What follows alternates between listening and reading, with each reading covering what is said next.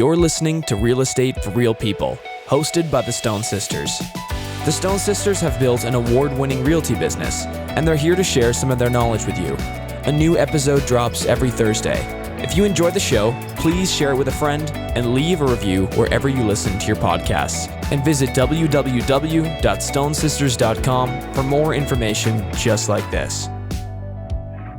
Hi, welcome back. You are tuning in today to another episode of Real Estate for Real People, and we are so excited for today's guest. We have Tracy Steen from Move Daily Fitness. Tracy has been a trainer. I've been lucky enough to have you as my trainer. Yes. For, I think it's maybe 5 years now. With you, yes. Yeah. I think so, at least. I think so. Yeah, at least that. So we worked together for quite a number of years, and you've been a personal trainer for a long time. Yeah. And then you've also now become an online trainer and have this huge business online, right? So I do, yeah. I'm a personal trainer for about 13 years. I was a marriage and family therapist before that. So with that background, and then sort of segueing into being a trainer, I train people sort of through the lens of psychology, if you can. Wow. Interesting. I didn't know that. Okay. And it's funny because I follow a lot of your videos. I try and work out with you 2 to 3 times a week and absolutely love them. But now that you say that, I'm like, You're like, she is a little smart. Yeah, it makes sense. Well, yeah, the thing is the approach has to be that 360 where you're not just compartmentalizing fitness and nutrition, but you're really looking at wellness, right? At stress levels, at mental health. All of those things are part and parcel to an overall healthy self. And right, if you don't look at all of that, I think you can sell yourself short and just get part of healthy. Best you can be. Yeah, exactly. Yeah, no, that makes sense. Yeah. And so now, like over the last few years, you've grown this huge online empire. Like Tamara just said, I watch. It is though, because Tamara said, I watch. It's you know what getting is so there. funny? I have to tell you growing. this. Yeah. So there's one of our sons. Well, both our sons play hockey, but one of my son's team, a lot of the players are in Vernon. And so this girl, we were at the rink. We just started talking. One of the other moms a while ago, and she says, "Oh yeah, and do you work out?" And I said, "Yeah, I do. I've got a trainer, and then I do a lot of her videos." And she says, "You just do videos?" I said, "It's the best."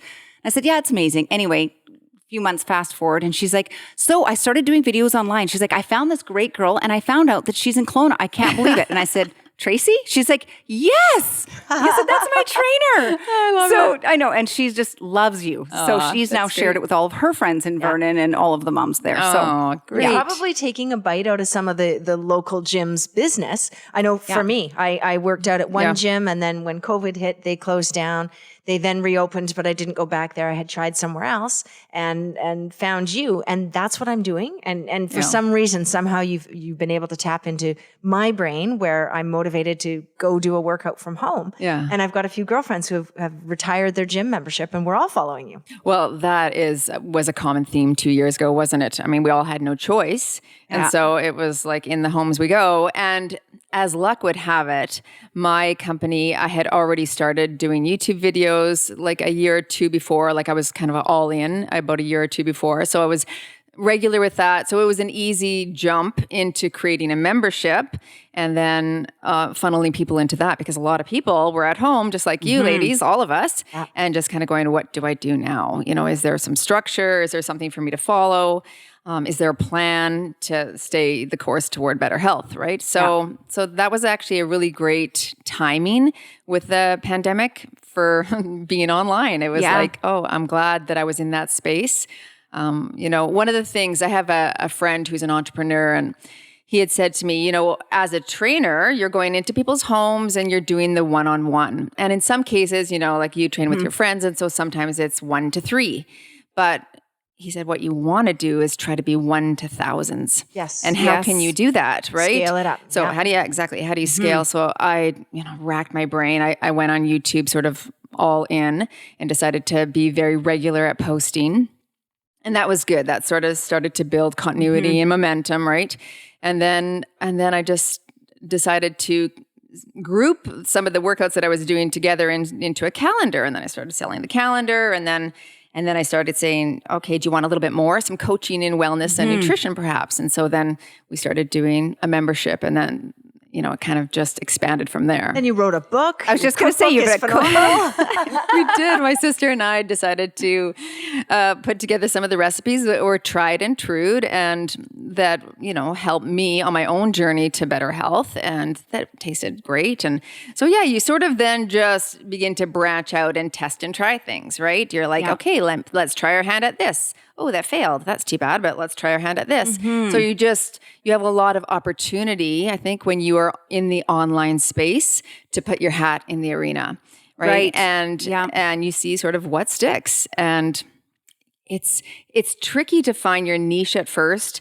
You don't know going in. You're like, who are my people, right? But what I started saying and sort of my mantra for Move Daily is people like us do things like this. Yes. And that was from Seth Godin. He's actually a big-time entrepreneur that I had followed years ago. And I was like, what does that mean for my group? What will that mean? And it's like, well, people like us work out regardless if we sort of feel like it or not. People like us don't throw the baby out with the bathwater when we're on holidays. We still move our body daily. Yeah. We honor our body with great food choices. Yes, we might indulge a little bit more, but by and large, we're doing things toward better health. And so, you just start to develop that niche. And then people go, oh, I want to be that person. I want to be people like you doing things like that, because it just attracts, your audience. And so the audience did start to grow. And I really feel like we have found our group, our niche, our people. So it's easy now to target to my audience, right? Yes. Because I know who they are. I know exactly what that woman looks like. and that was a question I had. Is your audience primarily female? Do you have many men? You know what? The guys always give me a hard time when I say, let's go ladies, let's go women. And they're like, I'm here doing your workouts and they're darn hard. Yeah. And my husband has tried a couple with me and he's like, I can't do that. He's like, I quit. I can't walk the next day. I know. So it's funny. Yeah. It's funny when the girls are stronger. They're not sissy workouts. No, not at all. No. They're hard. I know. Which just goes to show how fit you are, both of you. It's for men too. A lot of guys do follow, but I think it's probably about 85% women. Yeah, so predominantly women. I'm doing a lot in my own age demographic now. I'm 52, so we're funneling people into that sort of menopause world. And again, just it's really identifying who your niche is in the season that you are in, because it can fluctuate, like you can begin to sort of say, okay, I'm now an empty nester. Maybe I'll put more content out there that is directed towards people in the same demographic, and you sort of shift and you have to sort of go with the flow, right? When you set up a business and think, okay, who can I reach? How can I reach them effectively? And can I be open to pivoting if I need to? Right. And who can you relate to? Like that's like us too. Because, who our best clients are people that are like us. It's so similar, really. Right. Because that's who you relate to. So, well, and, there's an old saying that I love, that's people do business with people they like. If you can't imagine sitting down and having a coffee or chatting with somebody, you're less likely to want to do business with them, whether it's follow you fitness training or buying a house or it won't be long lasting, right? No, exactly. That's true. You'll try and you'll be like, not the right fit. It's not fitting. Yeah, for sure. Yeah. So what's next for Tracy Steen for Move Daily Fitness? Oh, goodness, yeah. You've got a cooking book. You've got a huge amount of followers on YouTube, on Instagram, and then TikTok. Yeah. You're on TikTok too? Because you've been I'm TikToking. Yeah, I know. When TikTok first came out, you're like, you have to TikTok. I'm like, That's right. Really? I do? I don't think I know how. And you're like, just get an account, Shannon. Yeah. That's the wonderful thing about having an online community as well. And that platform is that if you can dream it, you can do it. Honestly, that is that's my mindset. I can literally spend a day dreaming of what I can create, and then I just put it together and create it. And now I've got these programs and I can sell them. And now my audience, because I've been consistent, I've showed up daily, I've put in the hard work of building a group and a community that follows, I've got hundreds of thousands of people to sell to.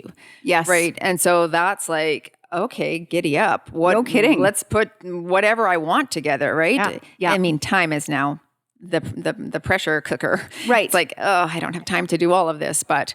And you're still doing it yourself. Is that correct? Like you're filming, you're leading the classes that, the workouts, you're there working out alongside me. It feels like from my television and you're editing and right. Yeah, I do the lion's share. That's for sure. I've hired a few people to help do things, and that will start to grow. I can see that, right? Yeah. You can only do so much. And now that the audience is bigger, you make more money. Obviously, when you're reaching more people, you have the opportunity to sell more of your content. I have a lot of programs now that are for sale, so that's helpful. And now, I'll expand. I'll hire, my sister does some work for me. One of our members over in the UK runs one of my membership groups on Facebook, so that's helpful. So we'll start to integrate more people to help with that. Yeah. So let's jump down to or over to sort of your niche in the market is to health and living a healthy, balanced lifestyle. So what are some things you could give sort of our people that are watching this and tuning in today? What are some tips that you would say? If somebody comes to you and say they're 50 and they've never worked out, they've never done anything, where do they start? Like, what do they do? Yes, I get these questions every single day. Every time I post on Instagram, that's exactly the place that a lot of people are in, right? What you want to do is just begin to think about your life and what you really truly want for yourself. Like, how do you want to feel? Who do you want to be? What do you want to look like? What energy do you want to possess? Right? And then it's like you've got to pick a target and then reverse engineer the steps toward that target. What are the tactile habits, routines, structures, systems that I need to put in place in order to reach that target?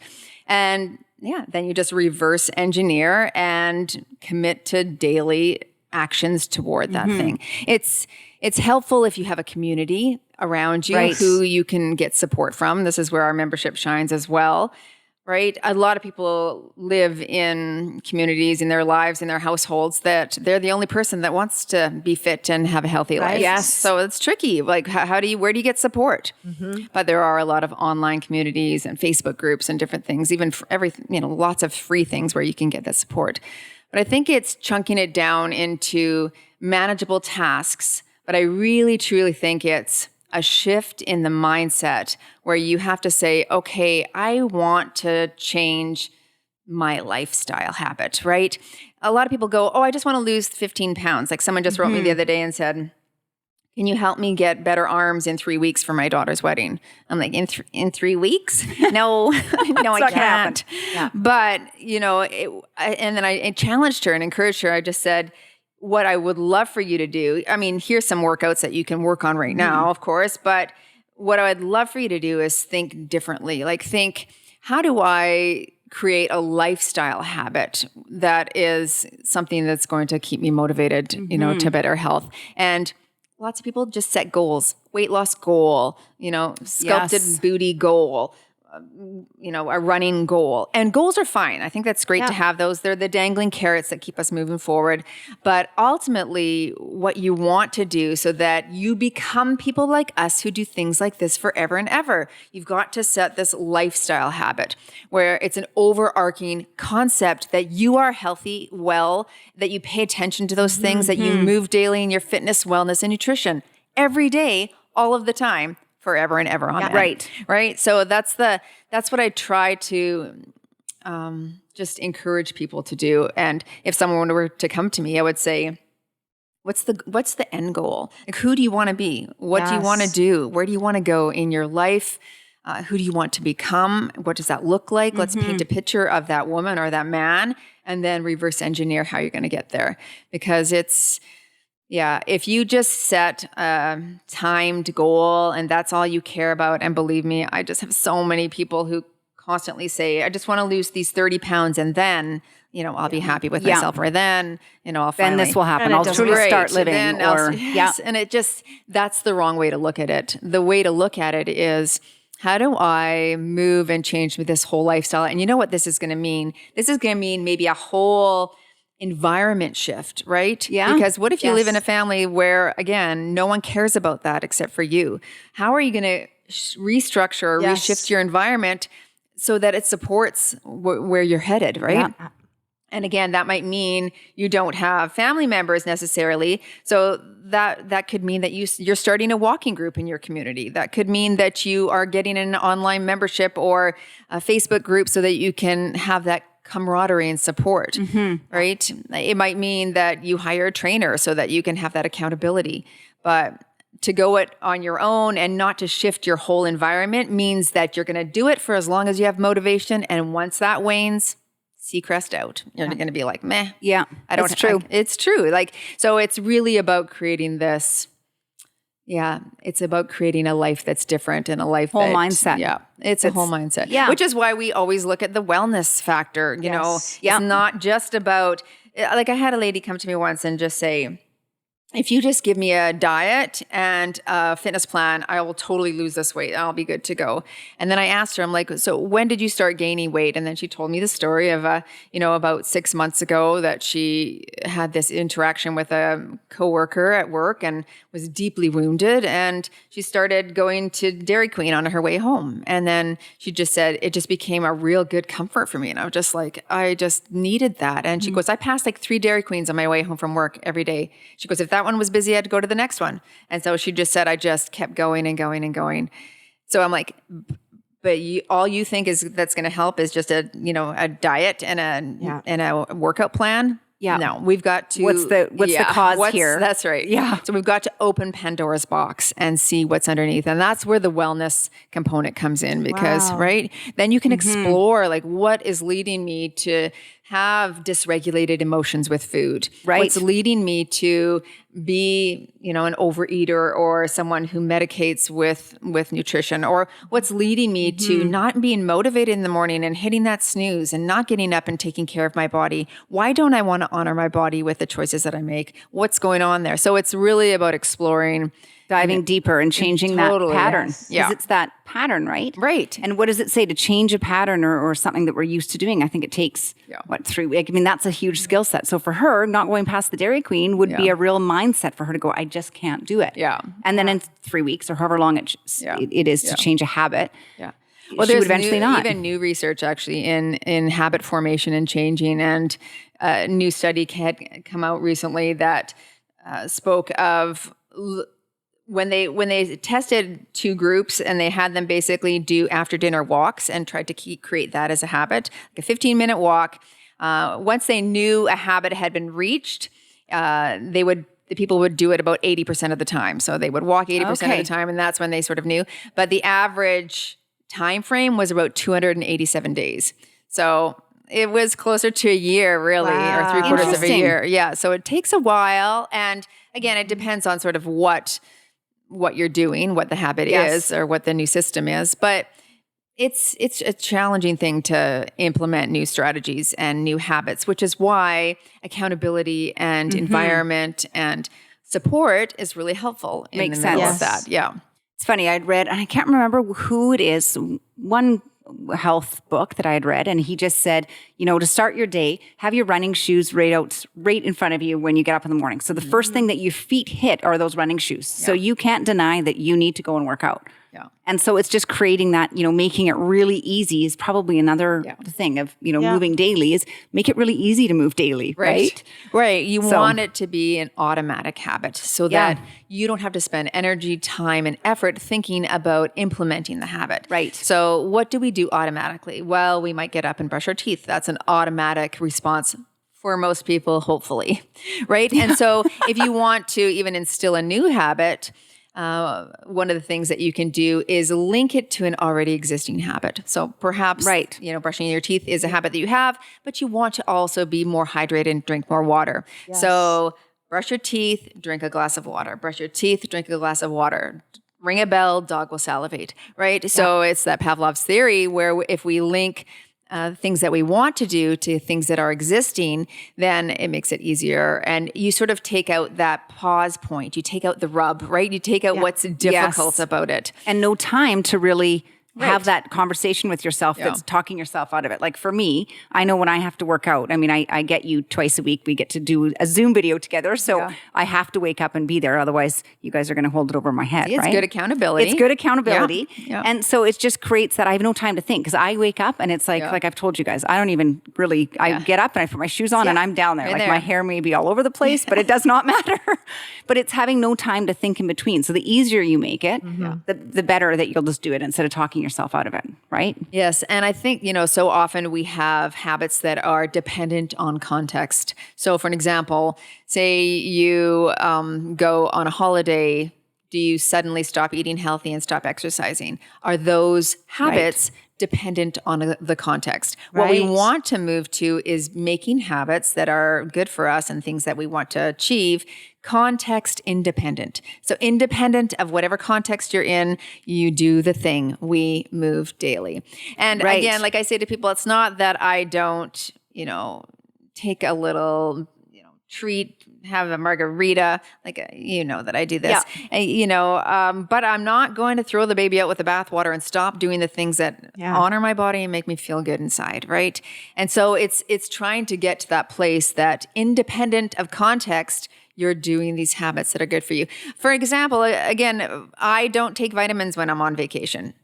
My husband does. So I'm not at the point yet where that is independent of the context. I go away, I'm like, I'm not packing those. Man, that's too much work. I think it's a good habit. I would love to do that. I should do that. But, Isn't that funny? And it's such a simple thing. Yeah, and it's so simple. Do you take vitamins on your holidays? No, but I don't take vitamins very often. So I take them. I do. Okay, so it's independent for you. Yeah. And that's fabulous. Isn't that funny? Hey, That's what you want is to move the habit from context dependent to independent of the context. Okay, so I have a question. Sure. And this is everybody probably knows the answer to this, but I don't. What's the difference between macronutrients and micronutrients? You talk a lot about this, and I have never been gutsy enough to say, hello, I don't know. Let's talk. Well, your micronutrients are all your vitamins and minerals, right? So that's all your fiber, it's your polyphenols, it's all the good things, it's all the healthy things that are in our fruits and vegetables and foods. Really important for bone health, cell health, anti-inflammatory, longevity, just wonderful for us that way. Right. And we take them in supplement form as well. If you're deficient in a vitamin and mineral, then you want to supplement. Mostly we can get them from our whole foods though. Macronutrients are your carbohydrates, your fats, and your proteins. So they are what we consume in macro amounts. Right. Micro amounts, macro amounts. Okay, that makes sense. Yeah. And so there's a lot of diets that have specific percentages allotted to those macronutrients. So for an example, a keto diet would be higher in a protein and fat, right? Maybe a plant-based diet, like a vegan, might be higher in your carbohydrates just because of the, makeup of the food. Right. But I believe that having all three macronutrients in your diet can be a great way for you to live a healthy life and have a great relationship with food. But it depends on what your goals are. This is what I always say to my members and clients as well, is just you've got to determine what your number one target is. And then again, you're going to work backward from there. So for example, if your number one target is to increase longevity and you want to live long, then you would follow different longevity protocols. And you might do things like intermittent fasting or time-restricted eating, where you're eating in a shorter window of time, right? You might eliminate more of the red meats and the saturated fats. So, you're not going to have sausage and bacon and different things like that. You're going to focus on more plant-based or Mediterranean-style diet. Yes. If longevity is your goal.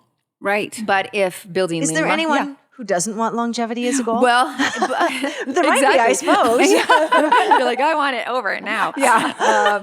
But here's the rub, is that sometimes people want to build lean muscle and add more muscle tissue onto their body above and beyond the protocol for longevity, because they're going to be a little bit different, right? So for an example, if you're wanting to build lean muscle, then eating around your workout time is going to be important, right? Having an adequate amount of protein, really fueling your workouts. So it's not going to be eating in a calorie deficit, which is what the longevity sort of diet would lean toward, you're going to be eating probably in a surplus so you can fuel your workouts and so you can build muscle. Like it takes protein, a lot of protein in order to build lean muscle. So it's funny because even myself, I'm like, I want to live long and I want muscle, please. Can I have them both? Yeah. But I sort of have to put one slightly ahead of the other as I'm choosing the protocols to get me there. And do you have to eat, you and I had talked about this before, do you need to eat protein with every meal? Because I think as females, and I don't know, but we don't tend to eat as much protein as we should maybe. We don't eat enough protein as we should. Most people do not even reach the recommended daily amount, which is around that 50 grams of protein. Most people just don't. Most people have a higher carbohydrate diet for sure. But as we age, and this is something that's very interesting for females, of course, I'm not a doctor, so consult with your own doctor regarding your own protocols. But this is how I would train and teach myself, is that as we age, estrogen begins to drop in our bodies, right? So if perimenopause and menopause, your estrogen begins to drop, and our body's ability to manage foods that are high in glucose or give our body glucose spikes is not there as much anymore. Right. So as estrogen is low, and then maybe you're eating a lot or you're eating more carbs, you're going to have these spikes in your glucose, in your insulin. And if you don't use all that energy that you've just consumed, what happens with it? It just gets stored as fat. And so we see a lot of people gaining weight in their 40s, 50s, and 60s, right? A lot of people complain about the menopause belly and things like that. And what we're seeing though is that people who have an adequate amount of protein, and for me, that's upwards of 90 to 100 grams a day. Wow. Yeah. I know. Sorry, I should know. But I'm like, holy, okay. Right. And so and when you have that, protein is the thing that makes your body super metabolic, right? For every 100 calories of protein that you consume, your body takes 30 of those calories to actually just break it down. Wow. So, and that's not the case with protein or carbohydrates and fat, right? So your body is like a fine burning oven when you consume things like protein. It's actively working for you, and it's building lean muscle, which also makes your body more metabolic. Right. So the more lean muscle tissue you have, the more fat your body burns at rest. It's repairing. The myosin is growing. It's taking the fuel from your body and creating healthier, bigger cells, right? Okay, so let's talk, if you can throw it out there for some of our listeners, 2 examples of protein to have for breakfast, 2 for lunch, 2 for dinner. Yeah.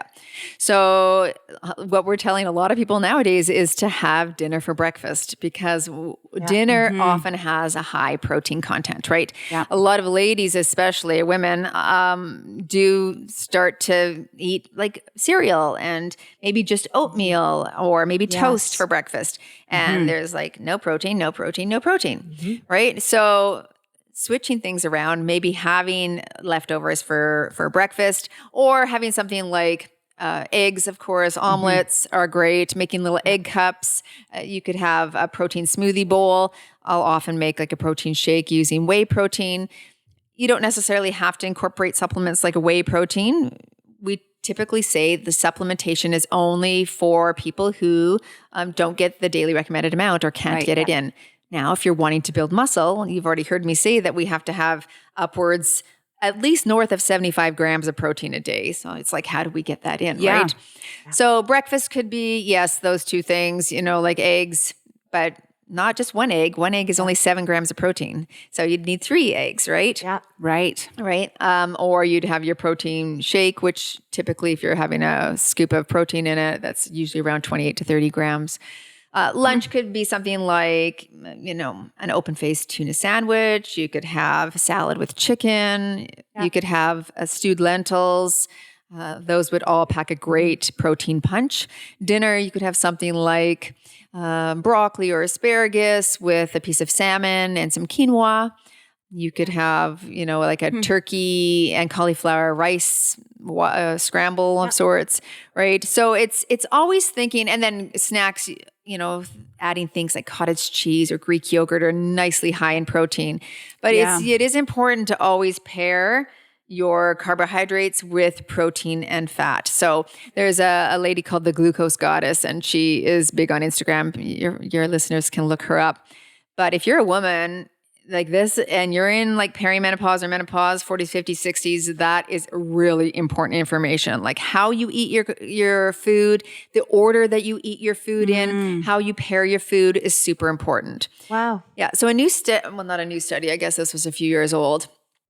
And it looks at things called your ghrelin and leptin levels. So these are hormones, your satiety hormones in the body. And basically, sleep impacts these hormones dramatically. So if you have less than 5 hours of sleep a night, your ghrelin levels will be high and your leptin will be low. So ghrelin is the go hormone. It's like, I'm snacky, I'm hungry, I need more snacks and food, especially in the afternoon. You're really going to feel that. Right. So, if you've had a bad night of sleep, you're going to notice that. Yeah, it's true. It's right? one of the first like things the you next notice. day, you're like, I just need to stay awake. And then what do you need do? a hamburger. Yeah, right. So if you have good sleep, you'll have higher leptin levels. So that's good. Right. What can also impact these levels are how you eat your food and the order that you eat your food in. So for an example, this study looked at 3 different groups. One group was given orange juice and bread as their starter, and then vegetables and protein and fat in that order like that. Okay. The second group was reversed order. So their protein and fat was first, their orange juice and bread was second. And then the third group was given a sandwich of the protein, of the vegetables. All together then. Yeah, like a sandwich, right. So they ate everything at the same time, drank the juice at the same time. So when they looked at their hunger levels or their satiety levels, I asked them, how are you feeling? Are you hungry? It was 180 minutes after consumption. The group that had the protein first and then the carbs and juice second had the lowest ghrelin levels. That means their go hormone, right? Their snacky, I need more food, was really, really low. The ones who had the bread first with the orange juice or the carbohydrates first, Right. they were ready to go and eat again. They're like, well, I need more food. I'm hungry. I'm not satisfied, because the carbohydrates by themselves can spike our insulin, Right. spike our glucose, and leave us feeling like that crash afterwards and leave us feeling hungry later on in the day too. So it's all science like that is super interesting. And we think, we don't have to pay attention to our glucose levels because I'm not diabetic. But honestly, this is like sort of a new thing to begin to think about. You always want to put what she calls it, the Glucose Goddess calls it, close on your carbs. So you want to eat a carbohydrate with a healthy fat and protein. That's going to help offset that unstable insulin spike, and you're not going to get the crash. So in the afternoon, you're thinking, I'm going to have a pear. I'm just like, love pears. That's a healthy choice. And you can actually see, she has these charts, and so you can see the blood sugar completely spike when you consume a pear. But if you have the pear with some nut butter, no spike. Interesting. Wow. Yeah. So if you had the pear with some chicken, no spike. So what happens is the protein and fat sort of attach to the carbohydrates and keep the blood sugar from spiking. It's like it offsets the unstable insulin spike. So that's good news because, again, estrogen's dropping. We don't have the capacity in our bodies to manage these spikes as well as we did in our 20s. Yeah. So if you're wondering you want to keep those low. Yes. Yeah. And if you're wondering why you're getting menopause belly, that's a huge reason why. Okay, I have another question. Just a quick question. Cellulite. Oh, yeah. Is there anything you can do from food-wise? I know they say once you have it, you've got it. But can you do anything about it? Yeah, that's a good question. I think, so lots of people ask me that, obviously. And here, yes, you can. I'm asking for a friend. Get our next guest. Yeah. Yep. So building lean muscle in one capacity expands the muscle. So if you have it on your leg, you build muscle, you're going to push out against the fat. If you have a lower percentage of body fat, you're going to have less fat over top of the muscle. Ergo, you're going to see the muscle better. So that technically is one thing that you can do, but body shapes, ectomorph shapes, have a lot, and genetics have a lot to determine regarding cellulite. So work with what you've got. Build muscle, carry a lower percentage of body fat. Those are the 2 pieces of advice. But if it doesn't get rid of it, then honor your body and just focus on your strength. I love that. Oh, well, thank was you beautiful. so much for joining with us. You're welcome. Do you have any other questions or anything? No, I think that was fascinating, inspiring and fascinating. And as as somebody who heard about you from Shannon and then started to follow you, it has been phenomenal. So I really, really recommend everybody look up Tracy Steen on Move Daily. Yes. You're everywhere. But tell us where they can find you. Sure. At Move Daily Fitness on Instagram. It's Tracy Steen on TikTok. Just TikToking. I love it. It's Tracy Steen on YouTube and Move Daily Hustle on Facebook. That's awesome. Well, thank you again. That was amazing. And inspiring. Yeah, it was. Thanks for listening to this episode of Real Estate for Real People. If you want to reach out to the Stone Sisters, visit www.stonesisters.com. This podcast was produced by Podigy Podcasts. See you next time.